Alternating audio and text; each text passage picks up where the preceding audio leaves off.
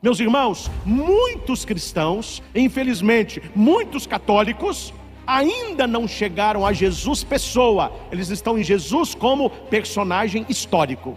Eles leem a Escritura, eles entendem que Jesus nasceu, pregou, morreu, ressuscitou, 20 papos.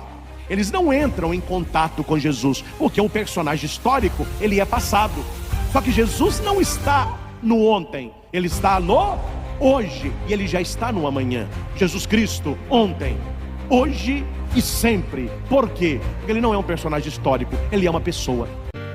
Mais uma vez eu acolho os que celebram conosco aqui no santuário, você que nos acompanha aí da sua casa, e você que vai escutar ou ouvir esta pregação depois que ela já foi realizada, ela que fica disponível nos nossos canais no YouTube. Você que já tem o costume desta missa das 8 de estudo bíblico, pegue aí o seu caderno, caneta, lápis e já escreva.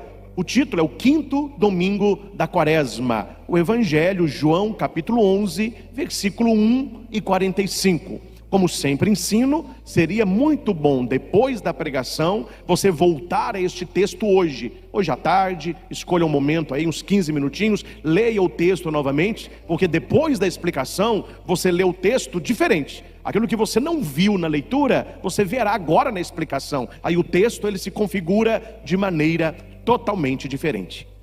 Queridos irmãos e irmãs, nós estamos num texto clássico da Escritura, do Evangelho de João, que é a ressurreição de Lázaro. Todos nós conhecemos este texto, mas é preciso ir com cuidado ao texto, porque de todos os evangelhos, não vamos dizer o mais difícil, mas o que merece uma atenção redobrada é o Evangelho de João. João, ele escreve coisas complexas de maneira simples, e o Evangelho de João é o Evangelho enigmático. Se você não entra nas linhas do Evangelho, se você não vê o que está por trás, muita coisa passa batida, porque é um Evangelho que merece uma atenção, um estudo, um aprofundamento. Se todo o texto nós aprofundamos, muito mais o Evangelho de João. Então nós vamos acompanhando, como fazemos todos os domingos, vamos lendo o Evangelho e fazendo os comentários, e você vai anotando. E no meio do estudo, nós vamos aí também com a aplicação atual do texto para a vida de cada um de nós. Meus irmãos, a morte, ela é uma realidade da nossa existência. Quem não quer morrer, não deve nascer. Nós caminhamos para a morte existencial. Nós caminhamos para a vida espiritual. A morte do corpo não é a morte da alma. Jesus Cristo, ele nos dá um horizonte a mais da morte. Ele vai dizer que ele próprio, o Filho de Deus, nos garante a vida eterna. E nós cristãos católicos estamos buscando o quê? A vida eterna. Nós que somos praticantes, que vamos à igreja, que lemos a palavra, que procuramos os sacramentos, que queremos ter uma vida santa, é unicamente para uma coisa: para que nós sejamos salvos, para que nós tomemos posse da salvação que já é nossa pelo sacrifício da cruz. Se você tira o horizonte de céu, se você tira o horizonte de eternidade, a igreja vira uma ONG. Aí começa a falar só de política, começa a preocupar só com o social, fica só nas coisas aqui de baixo. E ninguém tem uma visão para o alto, para o eterno. E é exatamente para o eterno que Jesus nos redime. É exatamente para a vida eterna que Jesus morreu na cruz por nós. Mas a morte é uma realidade da vida. E quando esta realidade nos tocar, ou tocar os nossos, o que fará a diferença nesta hora? O que faz a diferença de uma mãe que sepulta o seu filho? Ou dos filhos que sepultam os seus pais, amigos que enterram os seus parças? O que fará a diferença nesta hora? O Evangelho nos diz: a amizade com Jesus. Aquele que é amigo de Jesus durante a vida, o terá presente na hora da morte. Aquele que foi amigo de Jesus, e na Sagrada Escritura, quando diz amigo, eu não vos chamo de servos, porque o servo não sabe o que faz o seu senhor. Eu vos chamo de amigos, porque eu vos dei a conhecer os mistérios do reino, os mistérios do meu Pai. O que é ser amigo de Jesus? É ter intimidade com Ele, é gastar tempo com Ele, é estar no coração dele e trazê-lo para o nosso. O Evangelho vai dizer várias vezes que Jesus amava Maria, Marta e Lázaro. Por que Jesus amava esta família? Porque Jesus tinha convivência com esta família. Jesus gostava de estar na casa de Marta, de Maria, de Lázaro. Quando estive na Terra Santa, tive a graça, um presente de celebrar uma missa na casa desta família. E lá eles diziam, deve ser daqui que Jesus sentou, deve ser ali que ele colocou as sandálias. Uma emoção muito grande saber que Jesus gostava de estar nesta casa, gostava de estar com esta família. Aqui uma pergunta: Jesus gosta de estar na sua casa?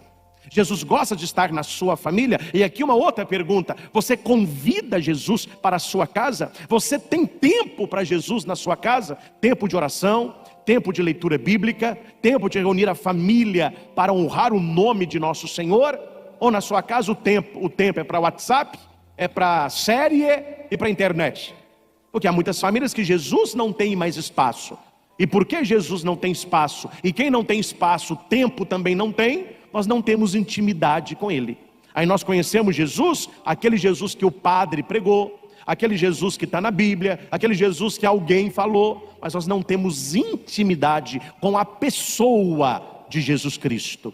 O cardeal Cantalamessa, pregador da Casa Pontifícia em Roma, nos seus discursos deste ano, ele bateu na mesma tecla dos anos anteriores. Ele que pregava para o Papa Francisco, para os cardeais, cúria romana e funcionários. Mas a mensagem dele é para toda a igreja.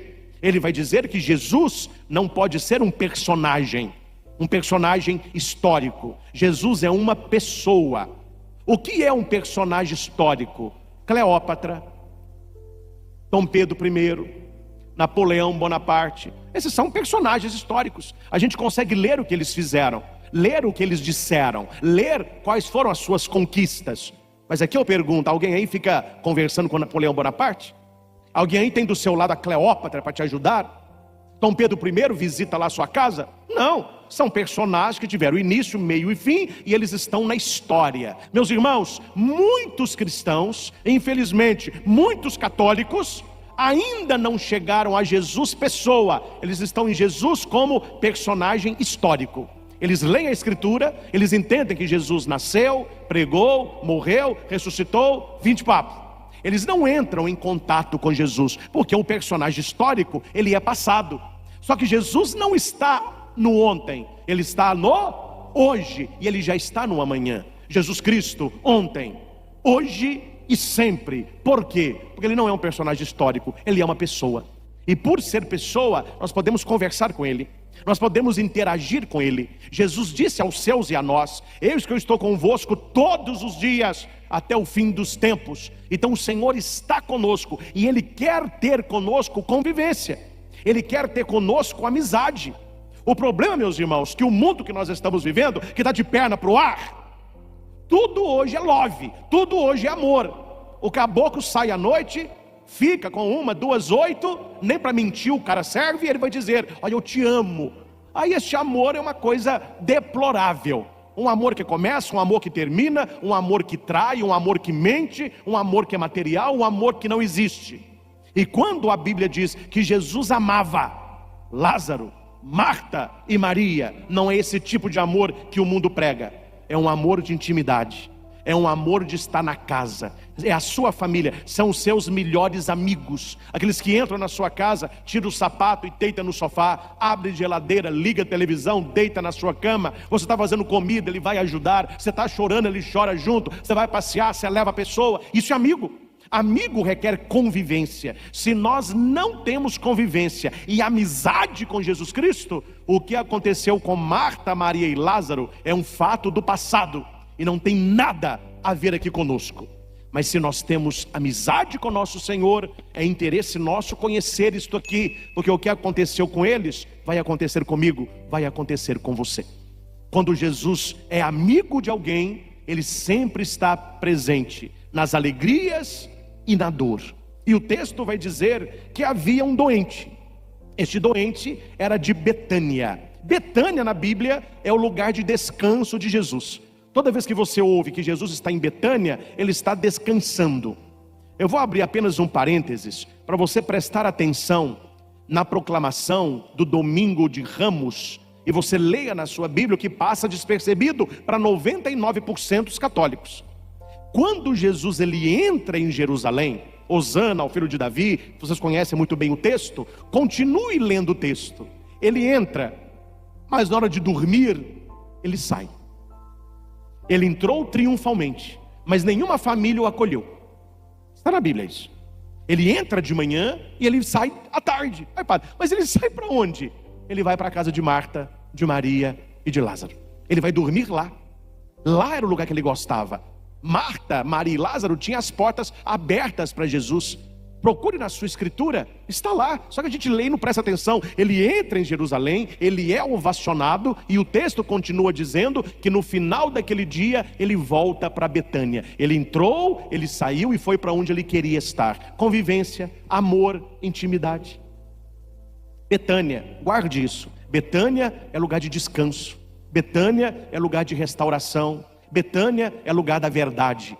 Este nome dessa cidade ficou bem famosa depois das pregações de Padre Léo. Padre Léo que fundou a Betânia, e lá estão os que estão recuperando das drogas, da bebida, de uma vida desregrada. Ali eles têm intimidade com Cristo, ali eles são gerados em Cristo para voltar para o mundo restaurados. Isso é Betânia, isso é cura, é restauração, é intimidade com o Senhor. E o texto diz que Lázaro tinha duas irmãs, Maria e Marta. O texto diz também que Maria, todos conhecem, era aquela mulher que ungiu com perfume os pés do Senhor e enxugou com o cabelo. Quer dizer, ela que era uma mulher pecadora, ela vai até Jesus e tem a sua vida restaurada. E ela conquista a amizade do Cristo. O irmão dela, Lázaro, estava doente. É interessante, e aí você pode anotar isso, o evangelho todo, ele fica batendo na mesma tecla. Lázaro morreu, Maria disse, Marta disse, Maria levantou, Marta foi.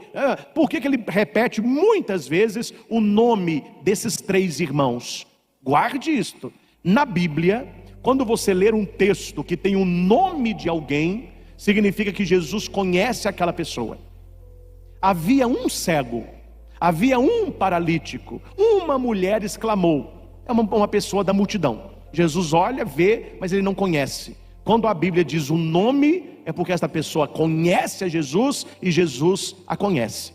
Isso é muito importante. Na nossa vida espiritual, quando Deus olha para você, ele não pode falar assim: é uma mulher que está ali na missa, é um homem que está ali na missa rezando. Não, ele tem que dizer: é o Padre Christian. Ele tem que conhecer a minha história e eu tenho que conhecê-lo. Jesus tem que olhar para você, ele tem que saber o seu nome. E a questão de saber o nome não é apenas decorar o seu nome, é conhecer a sua história. Na Bíblia, nome é história, é vida, é passado, é presente, é futuro.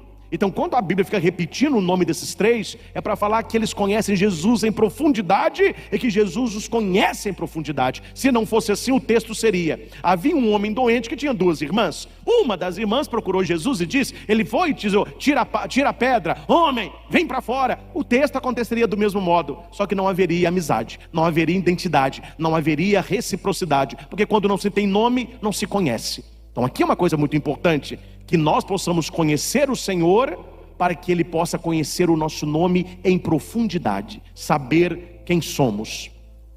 As irmãs mandam dizer a Jesus: Senhor, aquele que amas está doente. Olha que bonito isso. Olha que profundo isso. Será que quando você reza para alguém que está doente, lá da sua família, colega de trabalho, você pode rezar assim: Senhor, aquele que amas está doente. Jesus ama a todos, mas Ele não conhece a todos, porque nem todos vão a Ele. Na frase das duas irmãs, você vê que Lázaro era amigo de verdade de Jesus. Não era amigo de boca, não é amigo de copo, não é amigo de bola, é amigo de coração. Amici cordis, amigo do coração. Aquele que amas está doente. Este texto de João 11:3, ele tem paralelo, anote isso, com as bodas de Caná. Aqui é uma mensagem de eloquente descrição. O que Marta e Maria estão pedindo para Jesus? Nada, nada. Senhor, aquele que amas está doente. Vamos voltar em bodas de Caná? Filho, eles não têm mais vinho. É a mesma coisa. é apresentar a situação, deixando a liberdade para o Senhor. Esta é a oração que move o coração de Deus. Quando nós não amarramos os pés e as mãos de Deus. Vamos lá para o final do Evangelho? Quando Lázaro sai, o que Jesus fala? Solta a mão e o pé, para que ele possa andar. Tem gente que com as orações que faz, estão amarrando as mãos e os pés de Deus, colocando Deus na sua caixinha de valores e pedindo que Deus faça do seu jeito. A oração melhor não é essa. A oração melhor é apresentar: Senhor, aquele que amas está doente. Senhor, o meu filho não tem trabalho. O meu filho se desviou. Meu marido é alcoólatra. Senhor, minha mulher é depressiva. É só apresentar e deixa que Deus vai agir. Mas você vê Deus agindo, você sente Deus agindo e você recebe a ação se você é amigo de Deus. Isso é muito lógico. Isso é muito lógico. Pensem aí, se chega na minha casa um desconhecido, tá dando palma, aí eu olho assim, ó, no portão: pois não, só me arruma um copo de água, um minutinho. Pega um copo de água, se tiver um descartável, pode levar, muito obrigado. Pega o seu melhor amigo: ô, me arruma um copo de água. Tá doido? Pode entrar, vou abrir aí. Não, entra aqui rapidinho. Você leva para a cozinha, você senta para conversar, fala: olha, para com essa frescura de pedir um copo d'água, pode abrir a geladeira aí. É totalmente diferente o relacionamento com alguém que você conhece e que você desconhece. A intimidade de Marta, Maria e Lázaro, ela salta aos nossos olhos o Evangelho inteiro. Eles conhecem Jesus de verdade e Jesus os conhece, a ponto que elas vão dizer: fale para Jesus que aquele que ele ama está doente. Vocês não pegaram a pegadinha, não? Qual que é a pegadinha? Eu falei que quando se ama sabe o nome, não é? Imagine, alguém chega perto de você e fala assim: fulano, aquele que amas está doente. Qual que é a pergunta? Quem? Aqui não se tem nome, porque o amor já é o próprio nome. Quando eles falaram com Jesus que aquele que ele ama está doente, Jesus sabia quem era. Quando você ama alguém de verdade, não precisa palavras não. O silêncio da pessoa fala. Você olhar para os olhos dela, fala. O jeito que o filho abre a porta, a mãe pergunta: o que aconteceu? Ele não disse nada, ele não falou nada, mas o amor fala tudo. Aquele que amas está doente. Aí os discípulos pensaram: ó, se ele ama, nós vamos viajar para lá, é agora, o negócio é rápido. Aí Jesus disse com muita calma: esta doença não leva à morte, ela serve para a glória de Deus, para que o Filho de Deus seja glorificado nela. Aqui é um trocadilho de João. Ele está falando da morte de Lázaro, ele está falando da morte da humanidade, e ele está falando da sua própria morte. Lázaro morreu, mas Jesus o ressuscitaria. Jesus também vai morrer, mas o Pai vai o ressuscitar. Atenção nisso. Lázaro ressuscita para morrer de novo. Jesus ressuscita para voltar à direita do Pai, para nunca mais morrer. É na ressurreição de Lázaro, pela ressurreição de Cristo, que o Filho de Deus é glorificado, porque ele vai vencer a morte. É por isso que Jesus diz que essa doença não leva à morte. Ele está falando da doença de Lázaro, ele está falando da doença da humanidade. Qual é a doença da humanidade? Qual é a lepra da humanidade? O pecado. Voltem lá no primeiro homem, Adam, que vem da terra, Adamá, por isso que ele chama Adão, não é? Adão e Eva, quando foram criados por Deus, não existia morte. Não existia morte. A morte entrou no mundo pelo pecado. E as pessoas morriam porque pecaram. E Jesus está dizendo: comigo mudou. A doença do pecado não levará mais à morte, porque eu vim vencer a morte. Com a minha ressurreição, o Pai será glorificado. Jesus, novamente, olha como que o texto vai batendo. Jesus era muito amigo de Marta e de sua irmã Maria e de Lázaro. É o versículo 5. Jesus era muito amigo de Marta, de sua irmã Maria e de Lázaro.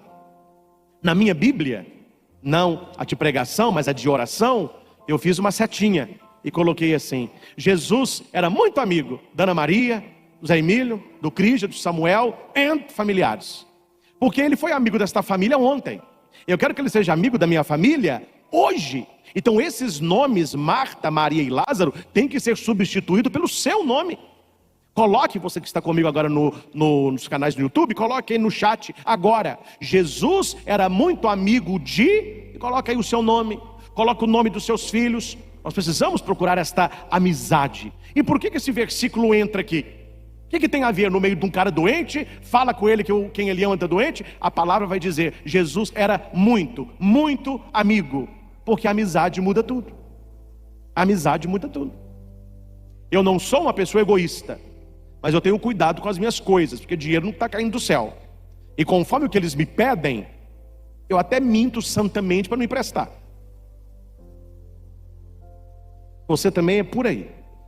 Só que quando um amigo, padre, só me empresta tal coisa, eu falo, meu Deus do céu, agora eu estou no pepino. Alguém pergunta, por que o pepino, padre? Porque para amigo assim não se nega. Agora eu vou ter que emprestar, e seja o que Deus quiser. É assim ou não é? É assim que funciona. Para os melhores amigos não se nega. Aquilo que você não empresta para os outros, para os melhores amigos você empresta. Por isso que é importante ser amigo de Jesus. Aquilo que geralmente não acontece para desconhecidos, acontece para amigo. E é bom ter o chamado amigo do rei. Já ouviu a expressão? Falando de tal é amigo do rei. Ou seja, você precisa de algo com alguém muito importante. Você não tem acesso a essa pessoa, mas você tem um amigo que tem. O amigo faz então a ligação. Ele facilita o trâmite. É bom ser amigo de Jesus. É bom gastar tempo de Jesus. É bom ter vida de oração. Quando ouviu que estava doente, Jesus ficou ainda 2 dias. Aqui. Jesus ficou 2 dias no lugar. Mas que amizade que é essa? O cara está doente. O cara dá para morrer. E Jesus fala, não, vamos ficar 2 dias. Depois nós vai. Por que ele fica 2 dias? Não é porque ele estava esperando Lázaro morrer. É porque aqui é uma alusão ao tempo de Deus na vida de Jesus. Pense comigo. Se ele ficou 2 dias onde ele estava, ele foi para Lázaro em qual dia? Terceiro. Se ele ficou 2 dias e ele vai no terceiro, esses 2 dias estão apontando a sua morte e a sua ressurreição.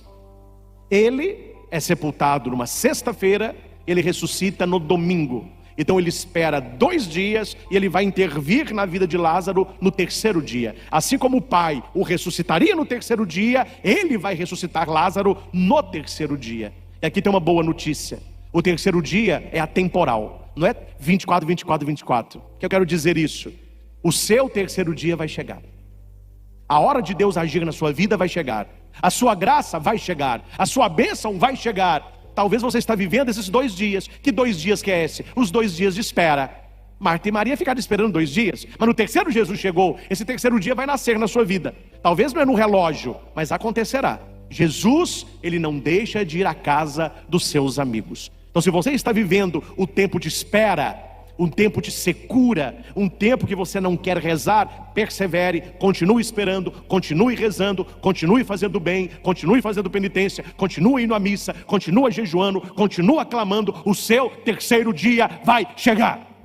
Você que está em casa, amém? Escreva aí nos comentários, o meu terceiro dia vai chegar em nome de Jesus. Olha quanta coisa bonita escondida no texto. É isso que nós esperamos, o nosso terceiro dia. Seja a ressurreição, seja as nossas graças. Jesus ficou 2 dias. Então disse aos discípulos, vamos de novo à Judeia, porque Betânia ficava a 3 quilômetros de Jerusalém. Aqui os discípulos, na linguagem de hoje, os discípulos piram, né? Piram. Que isso, Senhor? Você foi apedrejar, eles queriam te apedrejar lá há pouco, só quer voltar para lá? Lá é onde a gente não pode ir. E Jesus disse então, o dia não tem 12 horas? Se alguém caminha de dia não tropeça, porque tem a luz. Se alguém caminha de noite tropeça, porque é as trevas. Eu sou a luz, faltam a luz e eu sou a luz. Que trocadilho que é esse? Se você falasse para Jesus assim, não vá em tal lugar, que eles querem te matar lá, e Jesus respondesse, o dia não tem 12 horas, se alguém caminha de dia, se alguém caminha de noite, o que Jesus está querendo dizer? Você vai circular aí a palavra hora, hora. E ele está usando as 12 horas para falar da sua hora. A hora de Cristo, letra maiúscula. A hora do relógio, letra minúscula. Deus controla as horas do Filho e ainda não chegou a sua hora. É por isso que Jesus vai fazer esse trocadilho de o dia não tem 12 horas. Então, o que Jesus está dizendo?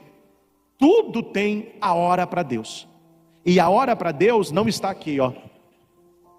Deus não tem isso aqui não. Não tem hora para Deus. Existe um momento de Deus agir. Então Jesus está falando, vocês estão preocupados com hora, mas Deus tem a hora dele. A nossa hora, chama como? Hora cronológica, cronos, tempo. Como que se chama a hora de Deus?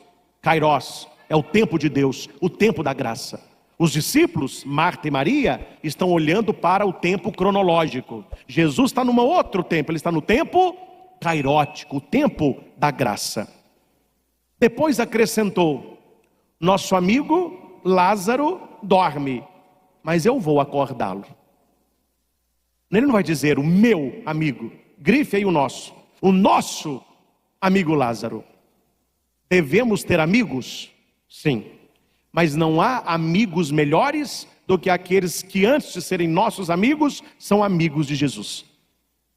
Se você quer um bom amigo, encontre alguém que tem uma boa amizade com Jesus. O nosso amigo dorme. Já não é mais uma coisa minha, não é o meu amigo, não é um sentimento de posse. Aqui não há sentimento de inveja. Ah, porque é meu amigo, não pode ser amigo de ninguém. A gente vive isso hoje. E Jesus aqui ele tem um relacionamento, falou, olha, não é meu, é nosso. E a casa deles não é minha, também é nossa. O nosso amigo está dormindo, e a minha dor deve ser a dor de vocês.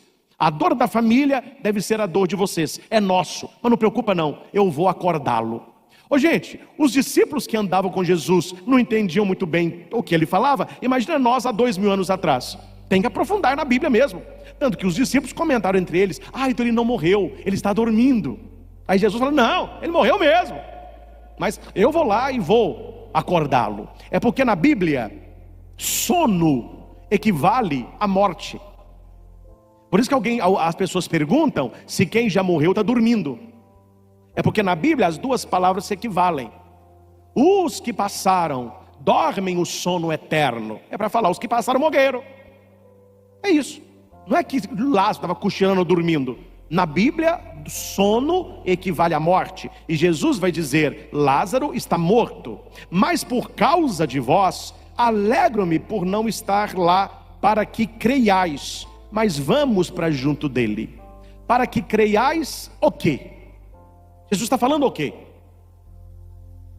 Foi bom não estar lá quando ele morreu. E bom que vocês também não estavam lá. Para que vocês possam crer. Crer em quê? Que Jesus é Deus. Que Jesus tem poder sobre a vida e sobre a morte. Na cabeça do judeu, eles sabiam que Deus é o Senhor da vida e da morte. Se Jesus tem poder sobre a vida e a morte, Ele é Deus. Ele é o Messias. Ele é o Cristo. Caiu numa prova aí e muita gente errou, né? Perguntaram qual é o nome do Messias. Aí colocaram Emanuel, Jesus, Jesus Cristo, Cristo. A maioria marcou tudo Jesus Cristo. Errou tudo. Uai, padre, não, o nome é Jesus, é Yeshua. Cristo é título pós-pascal. Christos do grego é a mesma palavra de Messias em aramaico. Eu posso dizer que Jesus é o Cristo. Ele é o ungido. Por isso de crisma, o sacramento da crisma, ungido. Ele foi ungido pelo Pai. Claro que a gente não vai falar Jesus é o Cristo. Aí pegou Jesus, Cristo. Cristo é porque ele é o Messias. Ele é o Filho de Deus. O nome é Jesus. Jesus Cristo, nosso Senhor. Tanto é que quem não crê em Jesus vai falar, eu não acredito em Jesus. Jesus para mim é um personagem. Para o cristão católico a gente devia aprender isso, viu gente? A gente deveria aprender isso. Sempre falar em Jesus Cristo. E nunca ficar só com Jesus. Jesus Cristo. Porque quando você fala Jesus Cristo, você está professando, eu acredito que Ele é o Filho de Deus. Ele é o Messias. Ele é o Emanuel. Para que creiais. Olha quem aparece no texto. Tomé. O Tomé que precisou ver para crer. Aquele está todo machinho, né? Vamos para morrer com ele. É porque a coisa para Jesus na Judéia não estava boa mesmo não. O pessoal queria ver o diabo, não queria ver Jesus. E Tomé fala, já que ele vai, vamos com ele e vamos morrer com ele. Aqui, meus irmãos, ele está falando em nome de quem? Em nome daqueles que seguem o pastor, que é Jesus. Mas ele já está adiantando lá na Santa Ceia. Essa fala é de quem? Quem lê Bíblia aí? Acertou, Pedro. Pedro, na Santa Ceia, quando Jesus levanta para ir para o Getsemane, Pedro vai dizer: vamos para morrer com ele. Eu vou morrer contigo, Jesus. Aí Jesus fala assim que, ó, você vai morrer por mim? Mas eu te digo, viu, Pedro, que antes que o galo cante, você me negará 3 vezes. Aqui tem uma pegadinha. Essa frase unindo com a frase de Pedro. Na hora da dor, a gente esquece da graça. Estou mentindo? Na hora da dor a gente esquece da graça. Deus nos dá 1000 graças. Aí você perde o trabalho, fica doente, esbarra o carro, você só pensa naquilo ali, todo o resto some. Quando Pedro disse que morreria pelo Senhor, e ele vai negar Jesus 3 vezes, naquele momento que ele nega Cristo, ele está com medo de morrer por Cristo ou com Cristo. Ele esqueceu de quê? Segundo o texto, da ressurreição de Lázaro. Jesus, que tem o poder de ressuscitar o outro, ele tem poder de ressuscitar.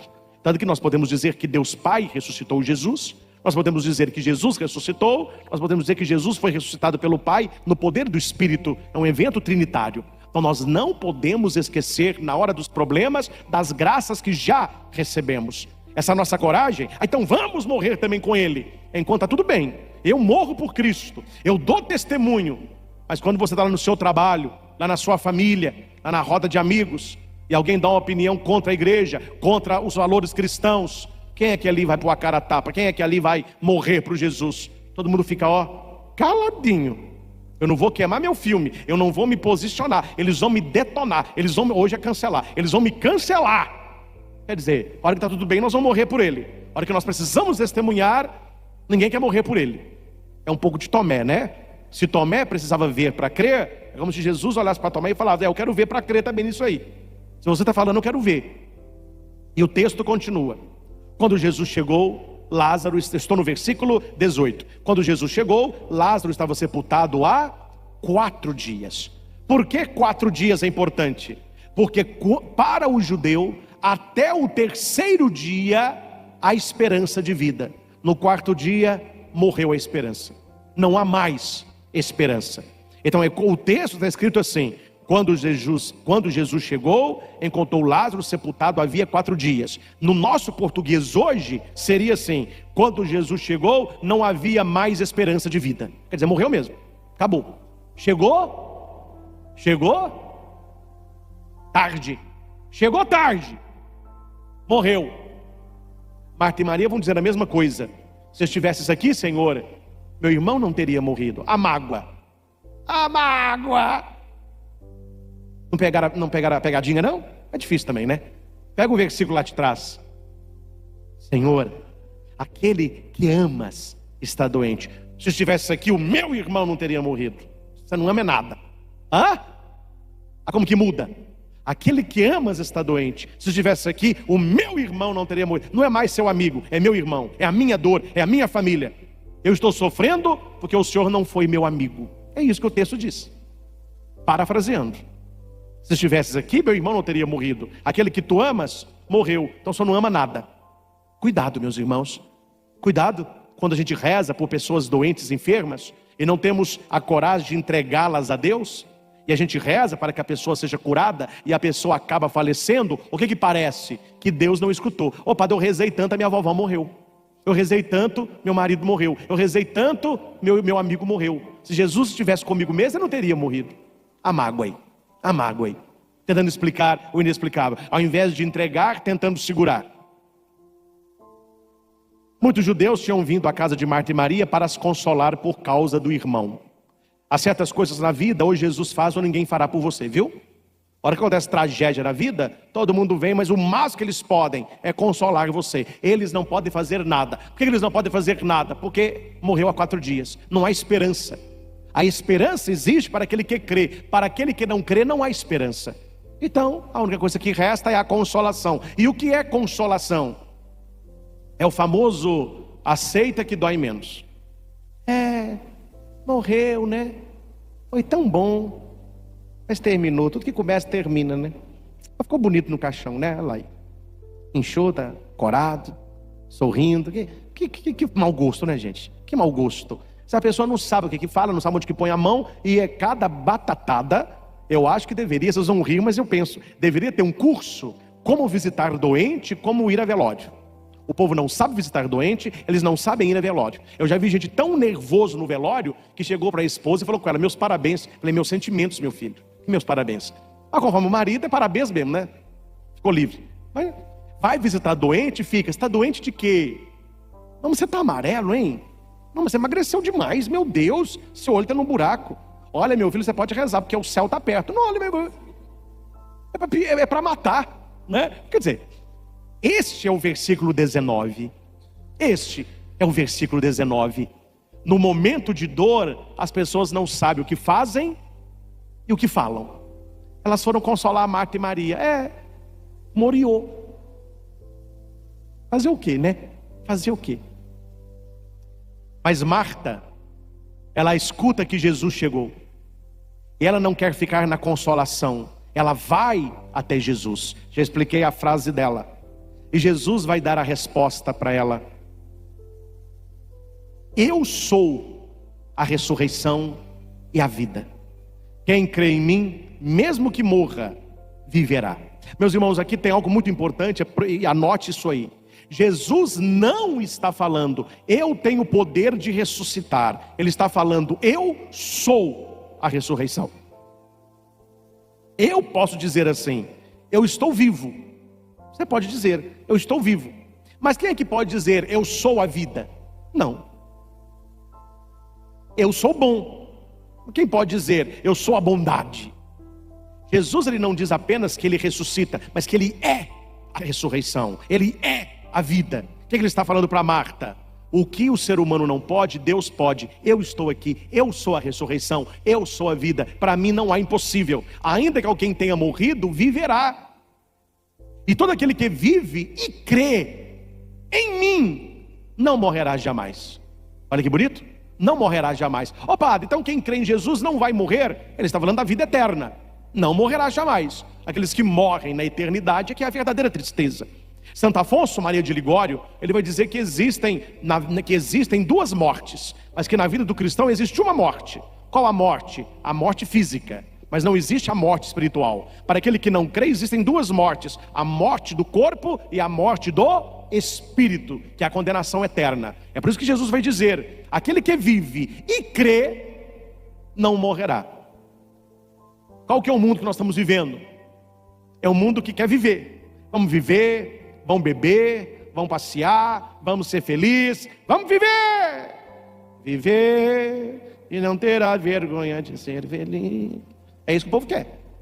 Agora a segunda parte, ninguém fala, né? Jesus disse, aquele que vive e crê.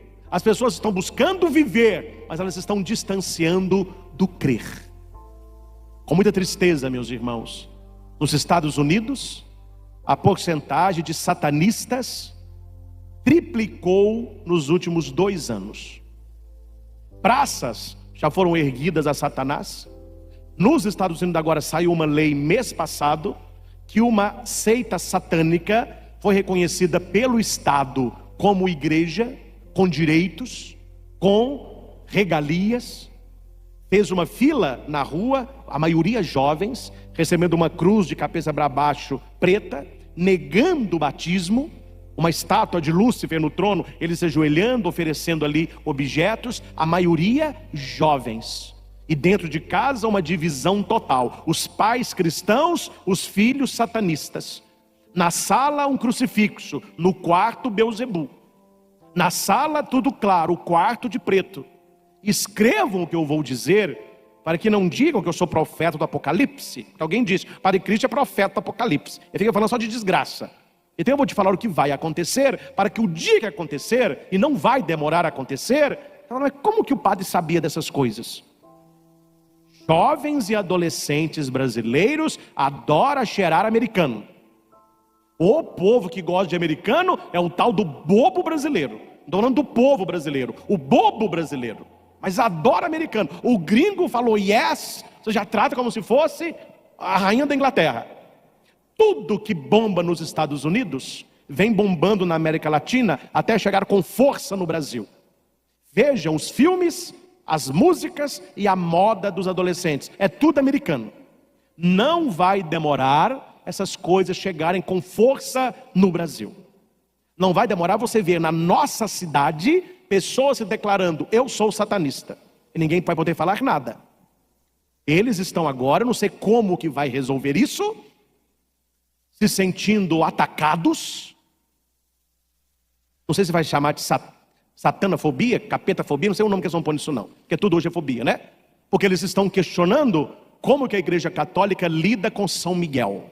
Que eles não vão aceitar orações, fala: São Miguel pisou no diabo, acabou com o diabo, aquela imagem de São Miguel pisando no diabo. Não, está nos humilhando.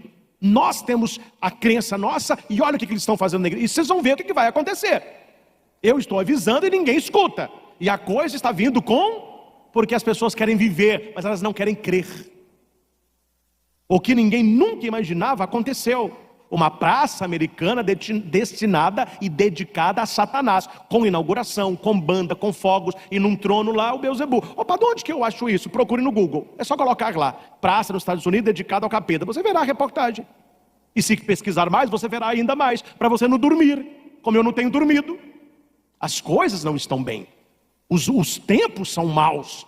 Então nós precisamos buscar aquilo que Marta e Maria e Lázaro fizeram: uma amizade profunda com Jesus Cristo, para que o mal não nos toque, para que essas ideologias não entrem na nossa cabeça.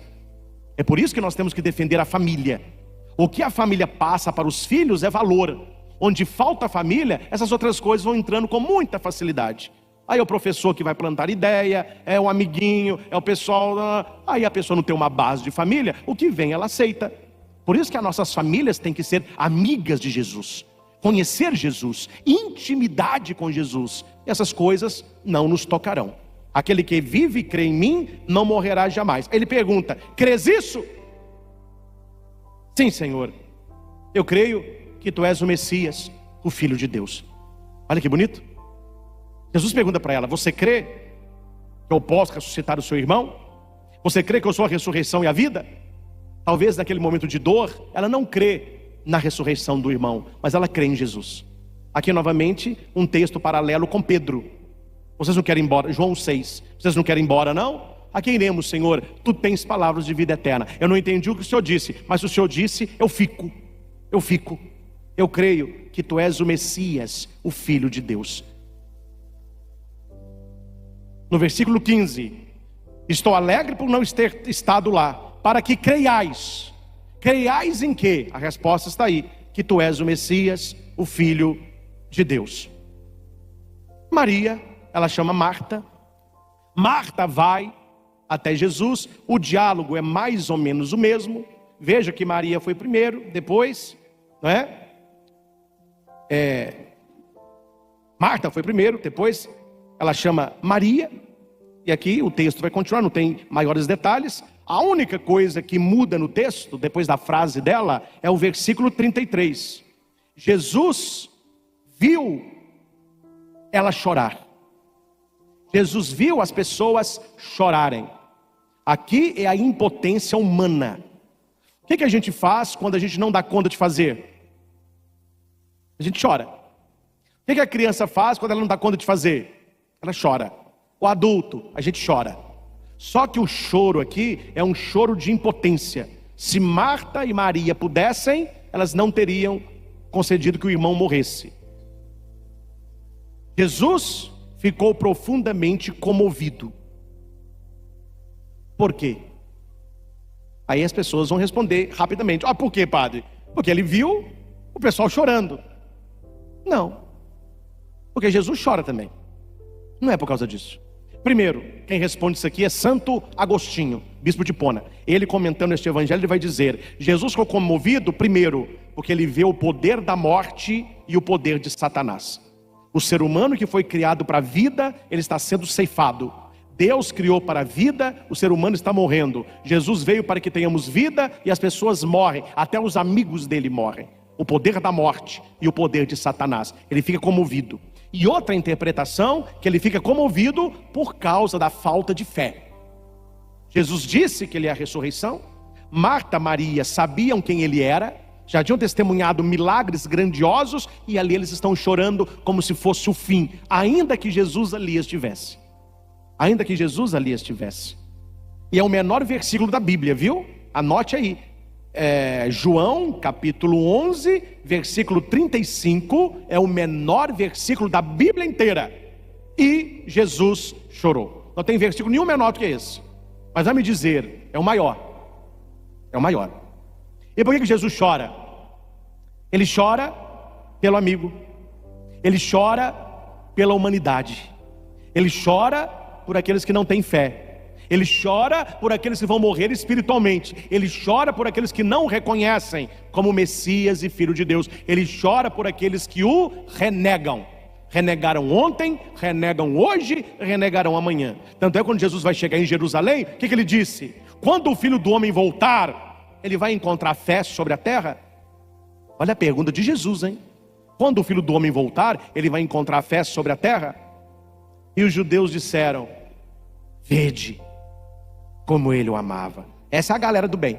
Vede como ele o amava. Mas sempre tem um chato, né? A turma do mimimi começou foi hoje, não. Na época de Cristo já tinha. Aí a turma do mimimi disse assim: pois é, né? Aquele que fez os séculos se enxergarem, não podia ter feito que Lázaro não tivesse morrido. Olha o comentário mais infeliz. Aquele que fez tanta coisa boa, sempre houve, sempre haverá. Fique na primeira turma. Vede como ele o amava.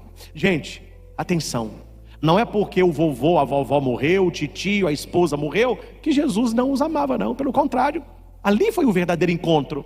Na cabeça das pessoas, Jesus só ama alguém quando cura, quando ressuscita, quando dá saúde. Então quer dizer que a pessoa que está doente, tem problema e morre, Deus não ama? Os judeus viram, Jesus está chorando, mesmo que Lázaro morreu, vede como ele o amava. E Jesus então pergunta: onde o colocastes? Vem ver, Senhor, vem ver. Jesus chega e com autoridade ele diz: tirai a pedra. Ele podia falar, né? Ô gente, por favor, vamos reunir um pessoal aqui. Bom mineiro, né? Arreda a pedra aí. Arreda. Não, ele faz com autoridade: tirai a pedra. Por quê? Que a afirmação de Cristo é firme.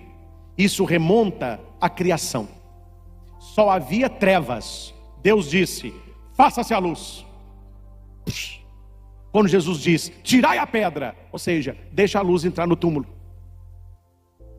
Essa é a analogia. É a criação do mundo, Deus criando a luz e Jesus levando luz para dentro do túmulo. Meus irmãos, agora respondam. Jesus, com o poder que ele tinha, ele não podia ter rolado a pedra? Lógico, ele falaria para a pedra. Ele faria assim, ficaria até mais espetacular. O pessoal ia gostar do negócio. Jesus chegar e fazia assim na pedra aqui, ó. Fica olhando, gente, fica olhando. A pedra. Todo mundo. Oh! Nas bodas de Caná, ele podia ter olhado para 6 talhas e falou: ó, fica olhando, gente, como que o papai age, ó. Ia brotar vinho da talha. Ele podia fazer, sim ou não? Sim. Por que não fez? Porque a colaboração para o milagre parte de nós. Deus age quando você age. Deus continua quando você começa. Enche a talha d'água. O milagre aconteceu. Multiplicação dos pães. O que vocês têm aí? 5 pães e 2 peixes. Tirai a pedra. Você não pode ressuscitar o morto, pode? Não, Senhor. Ou você pode rolar a pedra? Isso eu posso. Então faça o que você pode e eu farei o que você não pode. Faça o possível e Deus fará o impossível. Anote isso aí. Vamos colocar no chat agora? Lota aí. Vamos ver quem é o primeiro. Nós somos milhares de pessoas. Coloque aí. Faça o possível e Deus fará o impossível. Anote isso. A pergunta é: você está fazendo o possível? Você que reclama da vida, reclama do trabalho, reclama do casamento, reclama da família, reclama de tudo. Você está fazendo o quê para que Deus possa fazer? Você está fazendo o quê para que Deus possa fazer? Tirai a pedra. Mas aí sempre tem um porém, né? Senhor, já cheira mal. É o 4º dia. Estranho. Estranho, não é, Marta? Muito estranho essa frase sua. Porque há pouco ali eu disse: aquele que crê em mim, ainda que tenha morrido, viverá. Eu perguntei para você: crê nisso? Você disse: creio, Senhor. Então mostra. Mostra! Porque lá atrás você disse, agora você tem que fazer. Tem que desenhar? Ou tá bom? Falar, gente, a gente fala, mas Deus quer que a gente mostre. Marta lá atrás disse que crê. Você crê? Então vamos ver se você crê. Rola a pedra. Rola a pedra. Não te disse que se creres, verás a glória de Deus? Você viu? O pessoal quer vida, mas não quer crer. Por isso que ele disse lá atrás, aquele que vive e crê em mim. Não adianta falar de vida, tem que crer. Tiraram então a pedra. Imagina, 4 dias sepultado, cheiro de cadáver. Todo mundo, o que vai acontecer disso aí? Que podridão. Esse cheiro da podridão não é só do cadáver, é do pecado. Esse é o cheiro do pecado. O pecado fede. Deus é um bom aroma, o pecado fede. E Jesus disse assim: Pai, eu te dou graças. Olha que bonito. O milagre acontece para quem agradece. Jesus, ele não começa pedindo, ele começa agradecendo. Você quando acorda, você começa o dia agradecendo? Você quando reza, você começa rezando, agradecendo? Você quando está com alguém, você começa sempre pela gratidão? Pai, eu te dou graças, porque sempre me ouviste. O Senhor está comigo, eu estou contigo. Eu não preciso de milagre, mas esse povo aí precisa. Esse povo aí precisa. Digo isso por causa do povo que me rodeia. Eles precisam crer. Tendo dito isso, exclamou com voz forte, ou seja, ele gritou. Há um nome aí: Lázaro, vem para fora. Gente, pensa comigo.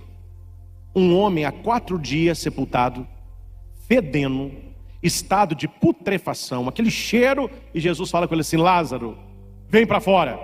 Imagina a cara do povo. Eu tenho certeza, vocês não riem não, eu tenho certeza, quando Lázaro apareceu, meu filho, metade ali deu no pé. Nossa, vixe Maria, o que é isso? Misericórdia. O povo achou que não ia funcionar. Eu tenho certeza. Um homem morto sai andando, quem é que vai ficar para ver? Ó, piada para quem te quer, quem tem medo. Cara, a família ficou meio assim, né? Tanto é que Jesus vai dizer: ó, gente, vamos agir aí? Desamarra para que ele ande, todo mundo fica só olhando, né? E ele sai, ó, todo amarrado, com a múmia. Claro, o fato é real. Cuidado, viu, gente? Cuidado. Tem uma galera hoje dentro da igreja tirando tudo que é milagre de Jesus. Cuidado. Jesus ressuscitou Lázaro, isso é um fato, é um milagre, é uma ressurreição real. E através disso, nós podemos então interpretar a nossa vida. E aqui é o final da reflexão. Qual este túmulo de Lázaro? Uma vida de trevas, uma vida de pecado. Jesus hoje, ele não está olhando mais para Lázaro. Hoje Jesus está falando assim: Padre Christian, vem para fora. Paulo, vem para fora. Rosângela, vem para fora. Ricardo, vem para fora. E nós devemos ir. Desculpa não falta para ficar, mas nós devemos sair desse túmulo. Lázaro podia ter gritado lá de dentro: eu estou amarrado. Não, ele veio, ó, amarrado nos pés, ele saiu pulando. Você não pode correr, meu filho, ande. Você não pode andar, rasteje. Você não pode rastejar, role. Mas vá até Jesus quando você escuta ele te chamar. E o Senhor nos chama todos os dias: vem para fora. Eu estou falando para pessoas aqui no santuário, pessoas em casa, que transformaram o seu quarto no túmulo, não é? Janela fechada, cortina fechada, porta fechada, pessoa deprimida, não quer sair de casa. Não, tira a pedra, tire a pedra, abre janela, deixa o sol entrar. Não fica deitado durante o dia não, vai sair, vai para o sol, vai fazer uma caminhada, vai visitar alguém, vai ajudar um doente, vai para a igreja. Jesus está falando para você, deprimido, sai, vem para fora. A pessoa deprimida, ansiosa, ela entra na toca, ela quer morrer ali, ela não quer nem que tire a pedra. Jesus está falando: você consegue tirar a pedra, e eu vou te tirar daí. Quantas pessoas, meus irmãos, não morreram, mas vivem como mortas dentro de um sepulcro? Nós não podemos ressuscitar os mortos, mas nós podemos ressuscitar os vivos. Quanto testemunho eu tenho de pessoas vivas que viviam como mortas e voltaram a viver. e agradecem a Deus, e louvam a Deus. Estão trabalhando, namorando, estudando, casando, construindo a vida com muita fé. Vida e fé, fé e vida. Vem para fora, desataio, deixa caminhar, deixa caminhar. Muitos dos judeus que tinham ido à casa de Marta e Maria, viram o que Jesus fizera e creram nele. A experiência, creram que ele é Deus, creram que ele é o Filho de Deus. Meus irmãos, que nós possamos também, depois desta Santa Missa, entrar de cabeça neste texto. É claro, meus irmãos, por mais que o padre estude Bíblia, e hoje foi um estudo até extenso, não dá tempo de estudar tudo. É claro que não dá. A gente vai dando aqui umas pinceladas naquilo que o tempo nos concede. Mas se pudéssemos, isso aqui é estudo para você fazer num retiro de uma semana, cada dia aprofundar em alguns versículos. Mas aqui já deu para entendermos uma coisa: aquele que é amigo de Jesus durante a vida encontrará a amizade de Jesus na hora da morte. Aquele que caminha com Jesus durante o dia encontrará o Senhor quando a noite vier. E aqui eu digo para todos: tanto a morte como a noite vai nos visitar. O importante não é se virá, o importante é com quem estaremos. E estaremos com o Senhor. A pergunta que Jesus faz para Marta, ele faz para você e faz para mim. Eu sou a ressurreição e a vida. Eu sou a ressurreição e a vida. Quem crê em mim, mesmo que tenha morrido, viverá. Quem aqui já sepultou um ente querido? É doloroso. Jesus está falando para você: aquele que morrer, ressuscitará. Eu sou a ressurreição e a vida. Alguém que crê em mim, ainda que tenha morrido, ressuscitará. E aquele que vive e crê em mim não morrerá jamais. Você crê nisso, Marta? Você crê nisso, Padre Christian? Você crê nisso? Você crê nisso? Este é o momento de você lembrar dos seus entes que foram e dizer para Jesus: eu creio, Senhor. Tu és o Messias, o Filho de Deus vivo. Que nós possamos acreditar que o Senhor está conosco e que a amizade que Jesus tinha pela família de Lázaro, de Marta e Maria, Ele tem pela nossa. Nós que aqui estamos, nós somos a família de Jesus. Nós somos a família de Jesus. Não é? Ou não é? É. Jesus, sim, sua mãe e seus irmãos estão lá fora. Eles estão te chamando. Quem é? Quem é minha mãe? Quem são meus irmãos? Minha família são aqueles que ouvem a palavra e as colocam em prática. Se você ouve a palavra de Jesus e a coloca em prática, você é da família de Jesus. Você que terminou de ouvir esta ministração da palavra, convido você para assistir a próxima pregação depois dessa. Que se nesta pregação nós aprofundamos no Evangelho, na missa da noite, que é a próxima pregação, nós vamos aprofundar na primeira e na segunda leitura. Aí nós vamos falar sobre a nossa morte, a nossa experiência de Deus e o que devemos buscar. Seja um evangelizador também pelos meios de comunicação, sobretudo pela internet. Copie o link desta pregação e envie nos seus grupos de WhatsApp, para a sua família, para os seus amigos. Hoje mesmo esse vídeo já é editado, ficará só a reflexão. Durante a semana vamos partilhar palavras que levam alegria, paz e esperança. Deixe o seu comentário. Você que terminou de ouvir essa pregação, vá nos comentários e deixe de tudo que o padre aqui falou, o que mais tocou o seu coração. Aonde Deus falou na sua vida. Você que não é inscrito ainda no canal, se inscreva agora, deixe o seu like, ajuda o YouTube a favoritar esse vídeo para muitos. Toque no sininho para que você seja notificado pelos novos vídeos. E acima de tudo, reveja, quando necessário, este estudo bíblico. Se coloque na família de Marta, Maria e Lázaro. Nós também somos amigos de Jesus. E o que Jesus fez por esta família, Ele haverá de fazer também pela nossa. Ao Senhor Jesus, caminho, verdade e vida, toda honra, toda glória e todo louvor.